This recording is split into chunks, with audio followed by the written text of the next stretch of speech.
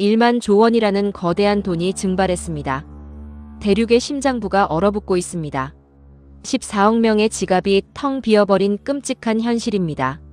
사람들은 영문도 모른 채 거리에 나앉았습니다. 이것은 100년 전 미국에서 시작된 비극입니다. 1920년 찰스 폰지의 유령이 다시 깨어났습니다. 탐욕이 부른 대재앙의 서막입니다. 선전시에서 터진 2조 원대 금 투자 스캔들이 바로 그 증거입니다. 15만 명의 자산이 순식간에 사라졌습니다. 실체 없는 금을 미끼로 사람들을 현혹했습니다. 나중에 들어온 돈으로 앞사람의 이자를 챙겨줬습니다. 결국 돈줄이 마르자 시스템은 무너졌습니다. 피땀 흘려 모은 재산이 숫자, 노름으로 끝났습니다. 이성은 마비되고 광기만 남았습니다. 이 폰지 구조는 국가 전체로 번졌습니다. 1990년대 일본이 겪었던 재앙과 너무도 똑같습니다. 당시 일본은 끝없이 오를 줄 알았던 부동산이 추락했습니다. 지금 일본 전역에는 900만 채의 빈집이 방치되어 있습니다.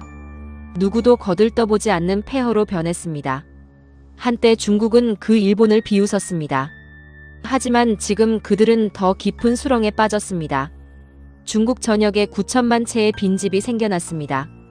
160조 원을 쏟아부은 신도시의 입주민은 2%뿐입니다. 건설사들은 빚으로 빚을 덮으며 아파트를 올렸습니다. 1위 기업이 443조 원의 빚을 남기고 파산했습니다. 도미노처럼 거대 건설사들이 줄줄이 쓰러졌습니다.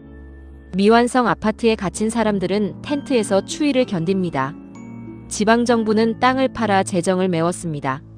수요를 무시한 맹목적인 개발이었습니다. 그 결과 1만 조 원에 달하는 부채 폭탄이 만들어졌습니다. 이제 땅을 살 기업도 돈도 없습니다. 이 거대한 부채는 고스란히 은행으로 넘어갔습니다. 무너지는 경제를 떠받칠 기둥이 부러진 것입니다. 단 1년 만에 377개의 은행이 파산했습니다. 평생 모은 돈을 찾으러 간 사람들은 닫힌 문만 바라봅니다. 지급 불능을 알리는 차가운 메시지만 돌아옵니다. 공안들은 돈을 요구하는 시민들을 폭력으로 진압합니다. 국가는 국민의 자산을 지켜주지 않았습니다. 절망적인 비명만이 거리를 가득 채웁니다. 통제 시스템마저 무기력해졌습니다. 은행 금고에는 종이 쪼가리만 가득합니다.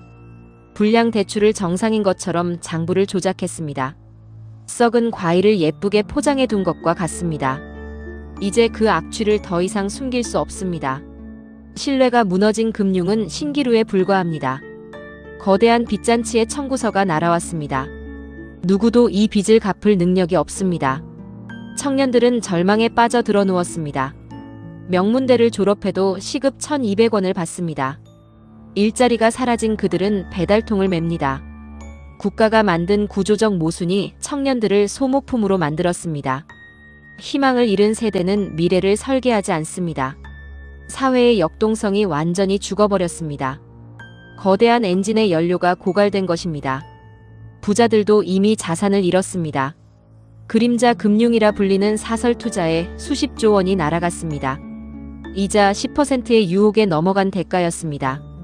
중산층의 지갑이 닫히자 소비는 완전히 멈췄습니다. 디플레이션이라는 죽음의 소용돌이가 시작됐습니다. 돈이 돌지 않는 경제는 썩어갑니다. 정부는 금리를 내리며 돈을 풀려고 합니다. 하지만 빚에 짓눌린 사람들은 돈을 빌리지 않습니다. 집값이 더 떨어질 것이라는 공포 때문입니다. 은행들은 이자 수익이 바닥을 치며 스스로 목을 조이고 있습니다. 백약이 무효한 심정지 상태입니다.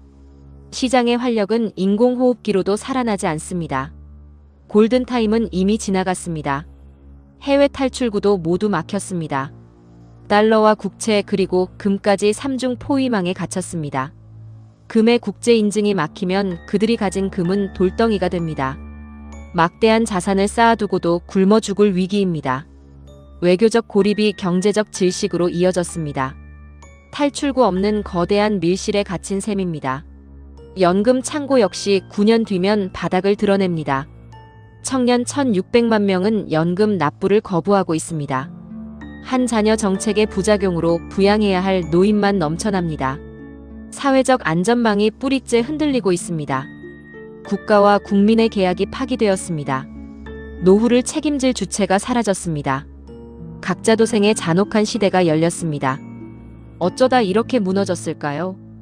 오직 성장이라는 숫자에 집착한 결과입니다. 인간의 탐욕과 통제 불가능한 빚이 만든 합작품입니다. 그 거품이 터지는 소리가 전 세계를 진동시키고 있습니다. 환상은 깨졌고 잔혹한 청구서만 남았습니다. 거짓된 부의 축적이 부른 필연적 결말입니다. 이것은 단순한 이웃나라의 붕괴가 아닙니다. 수출 의존도가 높은 한국 경제에 닥칠 거대한 쓰나미입니다. 중국의 디플레이션 수출이 이미 우리의 시장을 위협하고 있습니다. 초저가 상품의 폭격은 우리 산업의 기반을 흔듭니다.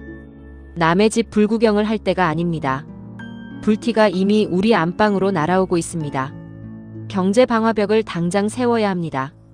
우리는 이 붕괴의 역사를 똑똑히 기억해야 합니다. 과거를 잊은 자에게 미래는 없습니다. 빚으로 쌓아 올린 환상은 반드시 깨집니다. 지금부터 대비하지 않으면 다음 차례는 우리가 될 수 있습니다.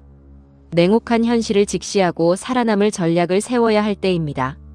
위기는 언제나 경고 없이 찾아옵니다. 거대한 파도에 맞설 당신만의 생존 배낭을 준비하십시오.